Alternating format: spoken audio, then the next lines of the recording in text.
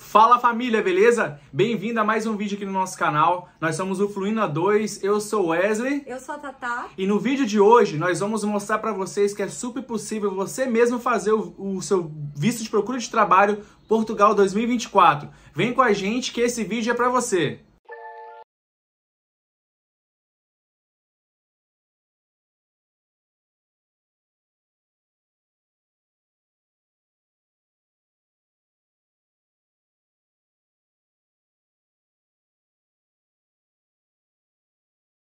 Então, sobre o visto de procura de trabalho, eu e o Wesley, a gente decidiu imigrar para Portugal e, dentre as possibilidades, a gente viu que o visto de procura de trabalho era pra gente a melhor opção. Era uma forma da gente ir com segurança jurídica e também, em relação à parte financeira dos vistos possíveis, a gente percebeu que esse visto era o que se enquadra melhor dentro da nossa realidade. Então a gente começou a nossa pesquisa assistindo muitos vídeos no YouTube e quando a gente parou assim mesmo para começar a reunir as documentações, a gente percebeu que já tem alguns vídeos assim que realmente são bons também, mas alguns deles estão desatualizados, existem muitas informações contraditórias. Então a gente se baseou na nossa aplicação principalmente nas informações que a própria VFS fornece dentro do site dela. Então a gente pesquisou a legislação, pesquisamos sites portugueses e a gente fez um compilado, um resumo para vocês em 12 passos como aplicar sozinho para o visto de procura de trabalho em Portugal no ano de 2024. Então vamos lá. Primeiro passo. O primeiro passo é o mais importante e essencial. Você precisa ter o seu passaporte. O seu passaporte você tira na Polícia Federal e caso você já tenha, para fazer a aplicação do visto, é recomendável que esse passaporte tenha uma validade mínima de 9 meses. Mas assim, se você vê que seu passaporte já vai vencer esse ano, vai lá, tira um passaporte novo. Ele tem uma validade de 10 anos, então vale super a pena. O Wesley já fez um vídeo de como emitir o seu passaporte. Ele mostrou a experiência dele, vai deixar aqui no card. Então esse é o primeiro passo. Segundo passo, fotos 3x4. Você vai precisar de fotos 3x4 no padrão de documento. De preferência com uma roupa preta, assim como eu tô usando, uma blusa simples, escura. O fundo da foto tem que ser um fundo branco. Tira uma foto sempre mostrando todo o seu rosto, sem cabelo tampando. Bem padrão de documento mesmo. Essas fotos você vai utilizar para colocar no seu formulário de visto. E você também vai precisar mandar uma foto sobressalente, né? Vai deixar essa foto junto com todos os documentos, para caso eles tenham a necessidade de usar uma outra foto, eles não terem que pedir novamente para você mandar. Então você já tem que deixar reservado 2 fotos 3x4. Terceiro passo, entre no site da VFS. Lá no site da VFS, você vai encontrar todas as documentações necessárias, todo o checklist, formulário, tudo atualizado. Como eu disse, na internet muitas das vezes tem coisas boas, informações legais, porém elas vão se desatualizando. Nós fizemos a aplicação do nosso visto em dezembro de 2023 e quando eu fui dar uma olhada no site para ver como que tava e organizar esse passo a passo para vocês, eu já percebi que tem informações atualizadas e formulários atualizados. Então a gente vai deixar o link para vocês e vocês busquem as documentações atualizadas. Entrando no site da VFS, dentro do terceiro passo, você vai imprimir o seu checklist. O checklist é um documento que não vai ser preenchido na íntegra por você. Ele vai ser preenchido pelo pessoal da VFS. E até aproveitando, o que é a VFS Global? Você sabe? VFS Global é uma empresa terceirizada que presta um serviço para o consulado de Portugal. Então, quando você vai fazer a aplicação do seu visto, você vai mandar todo o dossiê de documentação para essa empresa. Essa empresa vai pegar esse checklist que você vai preencher apenas com o seu nome, né? Só com a identificação. Então vai ter vários campos ali que eles vão ticar, né? Se atende, se não atende, se você apresentou ou não. E eles vão fazer essa triagem de documentos. Depois que eles atestarem que toda a documentação foi entregue, aí sim é que a sua pasta de documentos vai ser enviada, encaminhada para análise do consulado. Quem vai analisar o seu visto no final, se ele vai ser deferido ou não, é o Consulado de Portugal. Então você vai pegar e vai imprimir 2 vias do checklist, 2 vias para entregar para a VFS e uma via eu recomendo que você imprima a mais para você fazer mesmo o seu rascunho. A gente fez dessa forma, a gente imprimiu uma, né? E conforme a gente foi conseguindo os documentos, a gente já foi ticando, a gente foi colocando as datas ali no checklist, quando que a gente iria atrás daquele documento, porque tem realmente uma ordem que não é a mesma ordem do passo a passo, tá, gente? Esse passo a passo é como eu e o Wesley fizemos. Mas na hora de você mandar para o consulado, existe uma ordem que depois, mais no final do vídeo, eu explico para vocês. O 4º passo, vocês nesse mesmo site da VFS, vocês vão imprimir o formulário para aplicação do visto. Esse formulário ele é um pouco maior, eles são 4 páginas, existem várias informações ali. Esse formulário é bacana fazer um vídeo só para ele, porque a gente pode gravar a tela e mostrar para vocês como preencher. Eu mesmo tive algumas dúvidas assim, mas no final desse formulário, eles têm também as indicações de como preencher cada campo.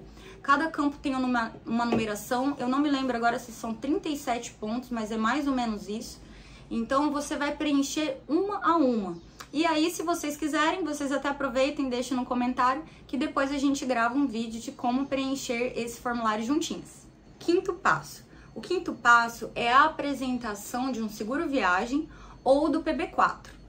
Como está lá no checklist fornecido pela VFS, é optativo. O seguro viagem não é obrigatório. Ah, mas eu quero fazer um seguro viagem porque eu acho que eu vou ficar mais resguardado, porque ele tem uma cobertura, se acontecer alguma coisa eu receber um dinheiro. Ok, tudo bem, pode fazer o seguro viagem, mas não é obrigatório. No nosso caso, a gente preferiu fazer o PB4, que é um documento gratuito, é um acordo que a gente tem mútuo com Portugal, assim como os portugueses, quando vêm para cá, eles podem fazer o PB4, a gente também pode fazer o PB4. É um documento muito simples, é feito através do GovBR e lá você vai fazer, depois você só vai imprimir uma folha muito simples, que tem um QR Code e também tem as informações do site para autenticação. E ele não vai ser oneroso, né? Você não vai gastar nada para fazer. Então, a nossa recomendação é que você faça o PB4. O 6º passo é imprimir... Deixa eu só pegar minha cola aqui no computador. É um documento que se chama Termo de Ciência e Anuência em relação à contratação dos serviços da VFS Global. O que significa isso? A VFS, como eu expliquei que é uma empresa terceirizada, ela tem uma série de taxas que você pode pagar. Algumas você tem a obrigação de pagar, que é, por exemplo, a taxa para aplicação do visto. Eu não me lembro dos valores agora, mas eu vou pedir para o Wesley colocar aqui a lista de todas as taxas que a gente pagou, o valor da taxa obrigatória da aplicação do visto e as demais taxas da VFS que a gente pode escolher se a gente paga ou não, e a gente escolheu várias justamente para tentar evitar aí alguns problemas no decorrer da análise, porque a gente queria que fosse bem rapidinho e graças a Deus foi. E aí, o que significa esse termo de anuência de contratação? Você está colocando ali que você sabe que você está contratando os serviços da VFS Global, mas não necessariamente porque você está pagando que eles são obrigados a te dar o visto deferido. Então, você sabe que você está fazendo aquela contratação, mas isso não é garantia, ok? Não é garantia, é opcional. E mais um detalhe, além de ser opcional, caso o seu visto venha a ser indeferido, essas taxas elas não são reembolsáveis. O que você pagou fica com eles, independente do seu resultado ser positivo ou não. O 7º passo é imprimir e preencher o formulário de autorização para que eles lá em Portugal façam a pesquisa do antecedente criminal seu lá. Além do antecedente criminal do Brasil, que eu vou explicar mais à frente, até porque eu já vou até adiantar que ele é o último passo, existe também os antecedentes portugueses que a gente tem que apresentar para mostrar que a gente nunca foi fichado, nunca cometeu nenhum tipo de crime lá em Portugal. E essa busca não dá para ser feita aqui do Brasil, tem que ser feita lá em Portugal. Então você precisa assinar autorizando que eles façam essa pesquisa no seu nome. 8º passo, título de transporte de regresso. Gente, essa é a famosa passagem de volta. Mesmo que a gente não esteja indo como turista, a gente está indo com um visto de procura de trabalho. Ou seja, é uma intenção que a gente tem de chegar lá em Portugal, conseguir um trabalho subordinado, ou seja, um contrato de trabalho que você vai estar trabalhando para alguém. Esse visto não é para aquelas pessoas que querem trabalhar de forma autônoma, existe um outro visto adequado para quem quer empreender em Portugal. Então esse visto é para quem quer trabalhar com um trabalho subordinado. E caso você não consiga, dentro desses 120 dias que você estará autorizado para residir em Portugal, se você não conseguir um trabalho, você precisa demonstrar para eles que você vai ter como voltar. Porque e se você gastar o seu dinheiro e você vai gastar com comida, vai gastar com moradia e de repente você não consegue um trabalho, como que você vai voltar para o Brasil? Então a gente precisa sim, é obrigatório apresentar a passagem de volta. No nosso caso, o que a gente fez? A gente comprou a passagem naquela tarifa top que dá direito a reembolso. Então a gente vai ter direito de cancelar essa passagem, ter 100% do dinheiro reembolsável, né? Ou se a gente quiser também, a gente pode converter em créditos e de repente estar usando esse valor aí para comprar outras passagens. Então, no nosso caso, a gente não fez nenhum tipo de reserva. Eu já ouvi falar que tem a possibilidade de fazer reserva, mas assim, a gente já ouviu falar que tem a possibilidade de fazer a reserva e apresentar a reserva. Mas eu vou passar a nossa experiência.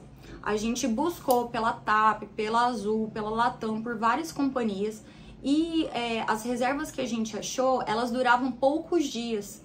Então a gente não sentiu segurança de imprimir uma simples reserva que até chegar lá na VFS, até chegar lá no consulado, vai passar de 30 dias e provavelmente essa reserva não vai mais ter validade. Então a gente não quis correr o risco de prejudicar o nosso processo do visto por causa dessa passagem que pode ser reembolsável. Então a nossa opção foi essa. Quanto à passagem de ida, atualmente já consta essa informação oficial da VFS que não é obrigatório a compra da ida. Inclusive, eles recomendam que você não faça. Porque hoje, em média, está demorando mais ou menos 90 dias para todo esse processo. Se de repente você tiver problemas no decorrer desses 90 dias, eles vão passar novamente a contar o seu prazo do início. Então pode ser que demore até mais de 90 dias. Se você já vai e já compra a sua passagem e de repente demora, pode ser que você perca a sua passagem de ida também. Então a nossa recomendação é que você aguarde para comprar a passagem de ida ou compre a passagem de ida também reembolsável. Em relação às passagens e aos prazos, eu vou contar como a gente fez. A gente em agosto, como tem um outro vídeo que a gente contou rapidinho, né, o resumo de como foi a nossa aplicação, a gente começou em agosto a se organizar, setembro, agosto começou a se organizar com o visto e a gente fez a aplicação do nosso visto no início de dezembro.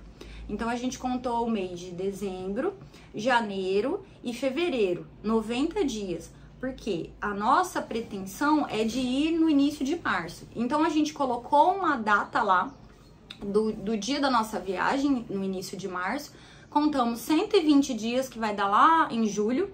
E aí, no caso, foi o dia que a gente comprou a nossa passagem de regresso. Nono passo, disponibilidade de recursos financeiros. Essa é um dos passos mais desafiadores, né? É o planejamento financeiro.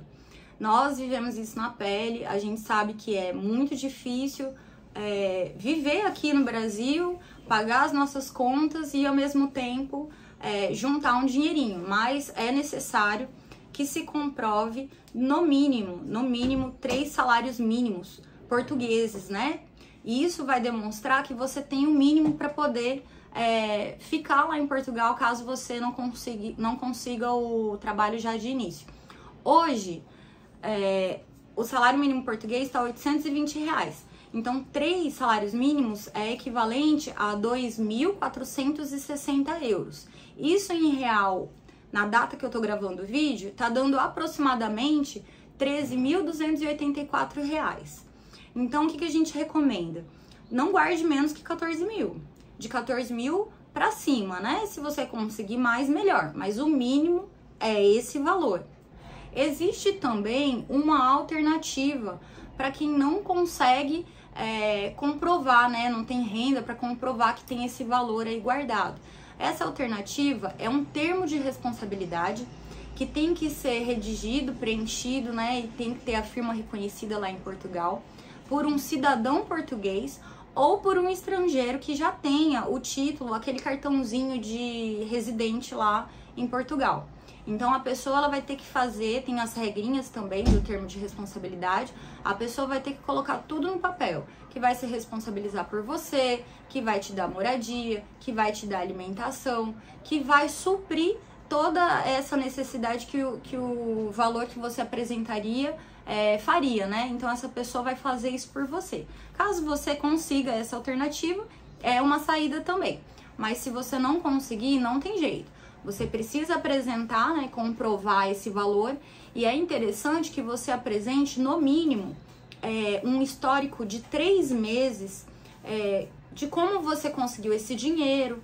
Então, na nossa carta de intenção, a gente explica também, né, com o que a gente trabalha. A gente apresentou imposto de renda, a gente apresentou contra-cheque, e a gente colocou todo o extrato da nossa conta corrente. Eu, por exemplo, vou dar a minha experiência, que foi um pouco diferente da Wesley. Mas eu, como sou servidora pública, eu tenho contra-cheque, né, de servidor. Então, eu recebo num banco específico que o órgão público que eu trabalho faz o pagamento. E depois que esse dinheiro ia caindo na minha conta corrente, eu ia transferindo esse dinheiro para a poupança. Então, eu tirei o extrato de 3 meses da minha conta corrente e também tirei o extrato de 3 meses da minha conta poupança com o valor total que era necessário. 10º passo. 10º passo é a indicação da estada, da comprovação de estada. O que é isso? Isso é a comprovação de onde você vai ficar. Se você for fazer um relocation já antes, né, estando aqui no Brasil, e conseguir um contrato de aluguel, né, que lá eles chamam de arrendamento, você pode apresentar esse seu contrato de arrendamento. No nosso caso, como a gente fez? A gente apresentou a reserva do Booking. Então, a gente fez 2 reservas, porque o Booking ele não aceita fazer 120 dias direto. Então, a gente fez uma pesquisa de um hotel que aceitasse que a gente conseguisse fazer essa reserva e depois fazer o cancelamento, né? Porque senão você já entra no país já devendo. Então, procurem uma reserva que seja cancelável. Então, gente, procura no Booking um hotel que possa ser cancelada a reserva para você não ter nenhum tipo de prejuízo. Aí você vai fazer uma reserva de 30 dias e outra reserva de 90 dias, ou então 2 reservas de 60 dias mesmo. Aí foi o que a gente apresentou. O 11º passo. O 11º passo é a declaração de manifestação de interesse para inscrição no IEFP. Gente, essa manifestação de interesse não é a manifestação de interesse das pessoas que entram como turista e depois decidem ficar em Portugal e aí fazem a manifestação de interesse. Essa manifestação de interesse é outra coisa. É um documento que você vai conseguir fazer, registrar pela internet, também muito fácil. Também pode ser aí objeto de outro vídeo para vocês. Vocês vão entrar no site do IEFP e vão manifestar o interesse de se inscrever. O que é o IEFP? IEFP é como se fosse Casa do Cidadão, é como se fosse o Cine, aquelas empresas que a gente se inscreve aqui no Brasil para conseguir emprego, que você leva a sua carteira de trabalho, faz a inscrição, o pessoal do governo vai lá, te inscreve, vê se tem alguma empresa que está precisando de uma pessoa que tem o perfil que você tem, e aí eles fazem a indicação. IEFP é a mesma coisa. Então você vai entrar no site do IEFP, vai preencher quais são as suas experiências profissionais, ou se você não tem experiência, em qual área que você pretende trabalhar, e aí você vai fazer esse registro. Você vai receber no final uma declaração do IEFP que depois você vai precisar imprimir e também colocar junto com o visto. E, gente, o 12º passo e último para a aplicação do visto é os antecedentes criminais fornecidos pela Polícia Federal daqui do Brasil. Por que a gente deixa esses antecedentes criminais por último? Porque eles têm um tempo de validade. Então, existe até uma controvérsia se esse documento deve ser apostilado ou não, com a apostila de AIA. pelo acordo entre Brasil e Portugal, ele tem validade, assim como o PB4, ele não precisaria ser apostilado. Porém, nós entramos em contato com a VFS, tanto por e-mail quanto por telefone, antes da aplicação do nosso visto, para tirar essa dúvida. E a recomendação que eu tive pelos funcionários é que esse é o único documento que é exigido a apostila de AIA. Então, assim, eu poderia sim fazer sem a apostila de AIA, mas eu correria o risco de lá na frente eu ser indeferida e eu ter que ficar entrando com recurso, discutindo, brigando e de repente isso atrasar meu processo. Então, eu acho que não é uma discussão que vale a pena, mesmo a gente sabendo que a gente pode, mas não vale a pena, porque é a forma que a VFS está trabalhando. Então, a gente tirou o antecedente criminal um dia antes de mandar nossos documentos pelo correio, e aí a gente fez a apostila de AIA no cartório e fizemos toda a ordem, né? Arrumamos toda a ordem da documentação e a gente levou para o correio e mandamos por SEDEX para a VFS que atende nosso estado. Essa dúvida de qual VFS você vai enviar os seus documentos também está no site da VFS. Nós aqui estamos no Espírito Santo e aqui no nosso estado não tem VFS. A empresa que atende a nossa região é a VFS do Rio de Janeiro. Então a gente mandou para a VFS do Rio por SEDEX e depois a VFS mandou para o consulado de Portugal. Eu já recebi algumas mensagens no meu Instagram, inclusive se vocês quiserem, quem não segue a gente, eu convido vocês a nos seguir. Lá todo dia a gente mostra algumas dicas, falo de como está sendo o nosso planejamento. O nosso arroba é o Fluindo-A2, é só olhar aqui na nossa descrição do vídeo. E uma seguidora comentou comigo que no estado dela, ela mora num estado no Nordeste, não tenho certeza agora qual é, não sei se é Bahia, não me lembro. Mas ela me disse que lá ela tem consulado e tem VFS, se ela também deveria fazer pelo correio. E eu não posso dar essa informação com certeza, porque comigo não foi dessa forma. O que eu sugeri para ela? Eu falei, olha, aproveita a facilidade de você ter aí na sua região, liga primeiro pelo telefone, porque eles vão te atender, e pergunta se você pode, de repente, entregar todos esses documentos por envelope pessoalmente, né, e receber um protocolo. Mas também, se não for possível, vai no correio, faz um AR, né, faz uma carta simples com AR, que é o aviso de recebimento, para você ter o comprovativo, né, de que foi recebido o documento por eles, e manda pelo correio. Então, assim, ela acabou não me dando feedback, eu não fiquei sabendo se ela conseguiu fazer pessoalmente ou não. Se alguém já tiver feito, puder me contar, contem nos comentários. Não menos importante do que os 12 passos, eu vou passar para vocês agora as dicas extras que às vezes fazem uma grande diferença no final. Sobre o preenchimento dos formulários e dessas documentações, nós não fizemos nada à mão. Nós fizemos tudo de forma digitada. Existe um jeito da gente colocar o PDF na internet e de forma online a gente consegue editar esses PDFs e preencher toda a parte que está em branco de forma digitada. Isso vai diminuir a chance de repente ficar algo ilegível, deles alegarem que não entenderam alguma coisa que a gente preencheu. Então, eu vou até aproveitar essa dica para avisar vocês que eu vou disponibilizar um modelo da pasta de documentos da forma como a gente fez. A ordem, os detalhes, tudo isso a gente vai disponibilizar de graça para vocês. A única coisa que eu vou pedir em troca é para que você deixe o seu like, compartilhe o nosso vídeo se você acha que esse conteúdo é um conteúdo de valor, que agregou informações importantes, né, relevantes para vocês. E coloca uma mensagem aqui nos comentários do nosso vídeo. Tatá, adorei, manda pra mim o modelo. Coloca só esse recadinho. Manda pra mim o modelo e coloca o seu e-mail. É só disponibilizar um e-mail válido que a gente vai estar mandando esse modelo para vocês. E agora, a cereja do bolo. Essa dica especial vai principalmente para quem vai como casal. Casal, seja de namorado ou seja esposo e esposa, né? É uma dica que a gente não tinha certeza, a gente ligou também na VFS, tive uma conversa, perguntei se eu poderia mandar tudo dentro do mesmo envelope e a única resposta que eles me deram foi a aplicação do visto é individual. Por isso, cada documento tem que estar na sua pasta.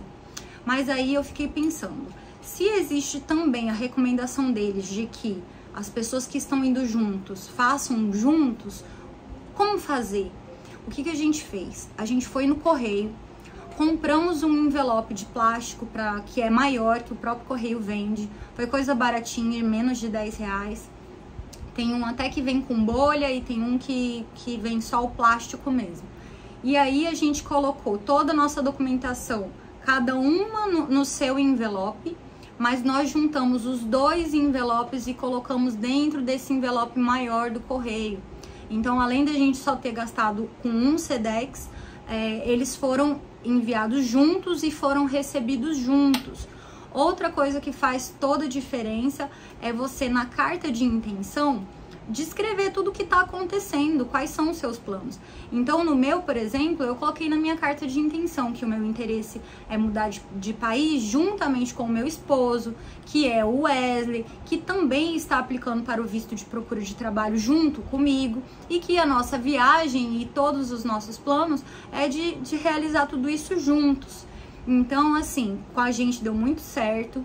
A gente teve o alerta de recebimento dos documentos juntos, cada um recebeu o seu número de processo, mas eles foram analisados juntos, foram enviados juntos, cada um recebeu os seus alertas no seu telefone, pelo endereço de e-mail de cada um, mas a própria VFS pegou os envelopes, né, deles e eles grampearam e mandaram os 2 envelopes grampeados juntinhos, cada um com o seu código de rastreio do correio, mas chegou juntinho pra gente. Isso pra gente fez muita diferença, porque a gente tinha muito medo de repente um enrolar, um ser mais rápido e de repente isso atrapalhar a nossa ida. E eu vou ler pra vocês algumas coisas importantes que eu acho que a gente não pode deixar passar, que é o seguinte, que são essas informações, elas estão dentro desses documentos da VFS. A não apresentação de todos os documentos necessários poderá ocasionar o indeferimento do visto. O fato de serem apresentados todos os documentos necessários ao processo não garante a concessão automática do visto.